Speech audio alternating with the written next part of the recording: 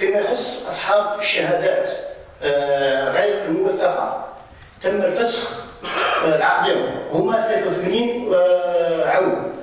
كان يخدم 5 سنين، كان يخدم 6 سنين، مع العلم أن معهم ضحية في الشهادة تاعهم، يعني القانون تاع الجمعيات ما عندهم حتى راهم يطالبون السيد الولي بالتدخل، وكيف ما هي الإجراءات المتخذة لطوي هذا الملف. الشهادات الغير موثقة كل خطأ لقوا تسمية مخففة غير صحيحة غير موثقة، هي شهادات للأسف بالنسبة بحكم القانون مزورة، يعني الشهادة اللي ما تمرش عن طريق السيركوي اوفيسيال تعتبر مزورة. حنا ما حبيناش نطلقوا هذه الكلمة فقط لمحاولة إيجاد صيغة للحل.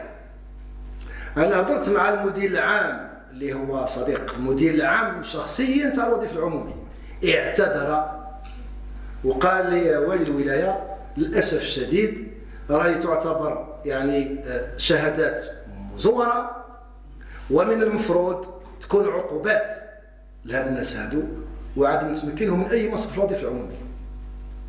طبعا احنا في سعي مع وزارة الداخلية كاش ما لقاو أي صيغة توفيقية لهؤلاء الشبان اللي احنا في الحقيقة بصراحة ثانيك ما رانا في طور ربما اللجوء إلى تحقيق إداري لمعرفة ما حدث فعلا. أنا ما كنتش أنا لمعرفة ما حدث فعلا لربما الوصول إلى صيغة معينة. رانا في تواصل، مازال ما نفقدوش الأمل في إيجاد ربما حل لهؤلاء. جاوبت على السؤال نتاعك؟ راك معايا؟ وقيل ماكش معايا. صح. السيد الولي كذلك فيما يخص بلدية تاوغريت، هي في التهيئة الحضارية خاصة في المدينة، راهي نقطة سوداء. هل يتم تخصيص غلاف مالي لهذه المدينة تاوغريت؟ تاوغريت وغياب التنمية هي الحقيقة ما نقولش غياب التنمية، هما نقص نقص التنمية. هو أكيد شوف عندنا غلاف مالي في إطار برنامج سنة 2023 لكنه ضعيف جدا هذا الغلاف. نطمح إن شاء الله إلى الحصول على غلاف مالي أهم في إطار صندوق الضمان والتضامن، وأنا كنت تكلمت مع رؤساء الدوائر باش نعطوا أهمية للشاف اليودو كومون، كذلك باش نعطوهم على الأقل الحد الأدنى من طابع الحضري والرجوع إلى إعادة تأهيل النسيج الحضري القديم وتحسينه من حدائق عمومية الموجودة ومن كذا إلى آخره. هذه تبقى مرهونة بالأغلفة المالية تحصل عليها إن شاء الله. وتاوغريت تنشأ اليودو دايرة، معناها تكون عنده اهتمام أكثر، يكون عنده اهتمام أكثر. والسكان كذلك سكان بلدية تاوغريت يطالبون السيد الولي بالزيارة. عندهم مسجد، هذا المسجد عنده سنوات سيد الولي، عنده سنوات حي الشهيد شعبان، سنوات انا مانيش على روحي وهذا المسجد يبنوا فيه مازال ما كملوش. راهم يطالبوا السيد الولي منح غلاف مالي.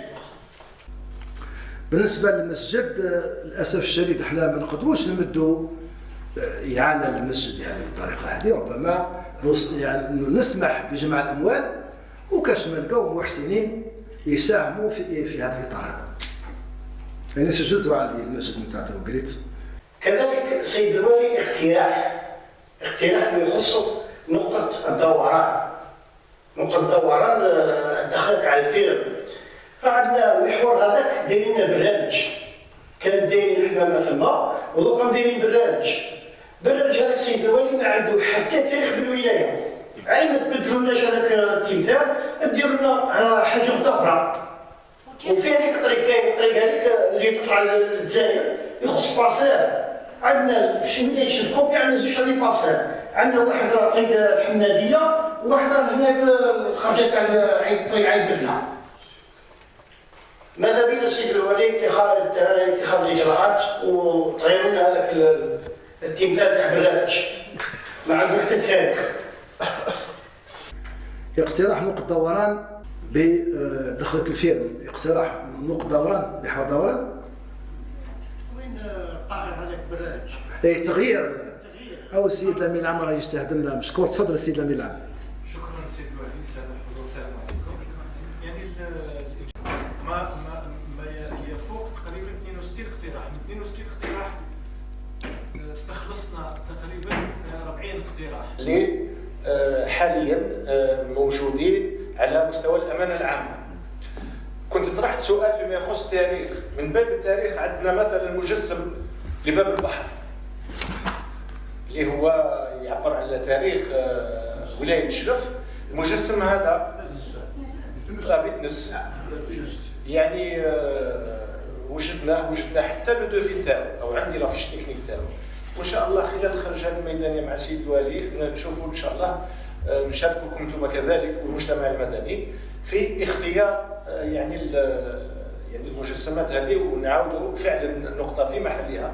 فيه بعض لي رومبوان اللي ما يتاقلموش يعني دراستهم مع واقع ولايه شلف وخاصه تاريخها الثري. هذه مثلا على سبيل المثال فيه مثلا النقطة الثانية كذلك هو نفسه في مجسم آخر باب البحر. فيه فيما يخص مثلا الزليج إجابة بعض الناس فيما يخص الزليج الجزائري. هذه نسخة مثلا منه. وإن شاء الله يعني هذا سؤالك سيدي الوالي كان أعطانا تعليمات. الدراسة موجودة إن شاء الله وسننطلق فيها إن شاء الله ابتداء من الأسابيع المقبلة نجسدوا طبقا للتوفر يعني الغلافات المالية.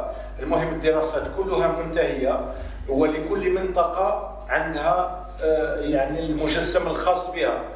الناحية الشمالية عندها مجسماتها، مدينة شلف كشاف ليو دو ولاية عندها المجسمات تاعها، وكل البلديات والدوائر الأخرى كذلك. وشكرا.